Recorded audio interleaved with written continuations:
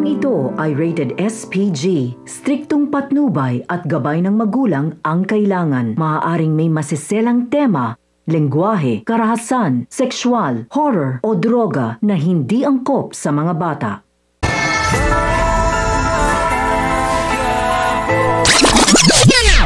Ang mga dapat nating abangan sa FPJ's Batang Quiapo.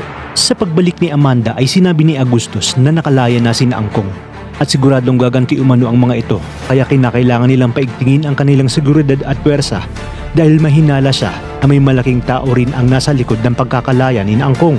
Kung kaya't magpapatawag siya ng press upang linisin ang kanyang pangalan at mas lalong idiin sina Angkong nang sa gayon umano maging limitado na lang ang galaw ng mga ito. Sinalubong ng mag-amang Ramon at Don Julio sina Angkong upang ipagdiwang ang pagkakalaya ng mga ito at para pag-usapan na rin ang kanilang mga susunod na plano upang makapaghiganti kay General Pacheco. Labis-labis naman ang pasasalamat ni Angkong dahil sa tulong na ginawa ni Ramon.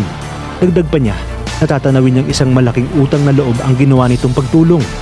Ngunit iginiit naman ni Ramon na kaya niya tinulungan sina Angkong dahil gusto niyang magkaroon ng mas malawak na koneksyon, lalo na sa labas ng bansa.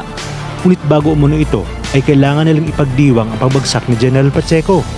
Tuwang-tuwa naman si Don Julio at sa pag-alis ni Angkong ay sinabi nito kay Ramon na nasisiguro niya umano na maganda ang kinabukasang maibibigay ni Ramon sa kanyang anak sa oras na makita niya nga ito. Sa kabilang banda, dahil sa laki ng perang napunta kay David ay nabayaran niya na nga ang mga bill sa ospital ni Camille. Kaya naman dito mas lalo siyang naging gahaman at sinabi niya sa kanyang sarili na hindi niya hahayaang mapunta kay Tanggol ang magandang kinabukasan kung maaari niya namang makuha ito. Sa oras nga na magtagumpay sila ng kanilang mga plano ni Olga. Ngunit isang malaking palaisipan nga kung magtatagumpay pa sina Olga at David sa kanilang mga plano sa oras na maunahan ni Ramon na makita si Tanggol. Kaya naman mga kapamilya, tutok lang dahil napakarami pa nating dapat abangan. Ito lang sa bagong paborito ng sambayanan, ang FPJ's Batang Quiapo.